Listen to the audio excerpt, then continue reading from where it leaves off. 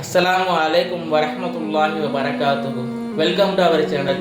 இறைவன் ரப்புல் ஆலமீன் தன்னுடைய திருமறையில பிளாக் ஹோல், அதாவது கருந்துளை நட்சத்திரம், இந்த நட்சத்திரங்களை பத்தி இறைவன் என்ன அறிவியல் நமக்கு சொல்லித்தரான் அப்படிங்கிறத பார்ப்போம். முதலாவதாக பிளாக் ஹோல், கருந்துளை நட்சத்திரம், ஒயிட் ஹோல், அதாவது வெள்ளை துளை நட்சத்திரம் அப்படின்னு சொல்லி இரண்டு விதமான நட்சத்திரங்கள் இருக்கு. மனிதனுக்கு எப்படி பிறப்பு இறப்பு இளமை முதுமை இருக்குமோ அதே போல இந்த நட்சத்திரங்களுக்கும் பிறப்பு இறப்பு இளமை முதுமை எல்லாமே இருக்கு. பிளாக் ஹோல், அதாவது கருந்துளை நட்சத்திரம் அப்படின்னா சூரியனை விட 10 அல்லனா 20 மடங்கு ஒரு பெரிய நட்சத்திரம், அது வெடிக்கக்கூடிய நிகழ்வை தான் பிளாக் ஹோல், அதாவது கருந்துளை நட்சத்திரம் அப்படின்னு நாம் அழைக்கிறோம். நாசாவுடைய விண்வெளி ஆராய்ச்சிக்கு பின்னாடி இந்த மில்கிவே கேலக்சி, அதாவது அந்த பால்வெளி அண்டத்துக்கு நடுவுல ஒரு சாக்ரடாசி என்று சொல்லக்கூடிய ஒரு பிளாக் ஹோல், ஒரு கருந்துளை நட்சத்திரம் இருக்கு அப்படின்னு சொல்லி அவர்களுடைய ஆராய்ச்சிக்கு பின்னாடி இந்த விஷயத்தை நமக்கு தராங்க.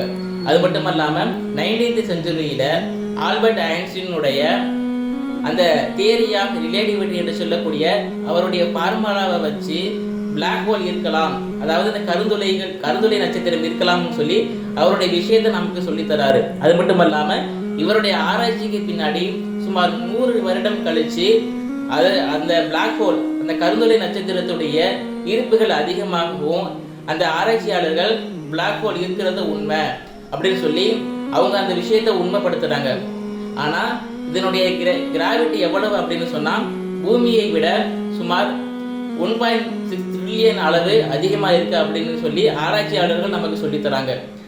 ஆனா இறைவன் ரப்புல் ஆலமீன் தன்னுடைய திருமறையில பலா உபசிமு பில் ஹுன்னஸ், அதாவது பின்னோக்கி செல்லக்கூடிய நட்சத்திரங்கள் மீது சத்தியமாக அப்படின்னு சொல்லிட்டு அதற்கு அடுத்த வசனத்துல அல் ஜவாரின் ஹுன்னஸ், அதாவது முன்னோக்கி மறைந்து செல்லக்கூடிய நட்சத்திரங்கள் மீது சத்தியமாக அப்படின்னு சொல்லி இறைவன் ரப்புல் ஆலமீன் இந்த நட்சத்திரங்களை பத்தி பேசுறான்.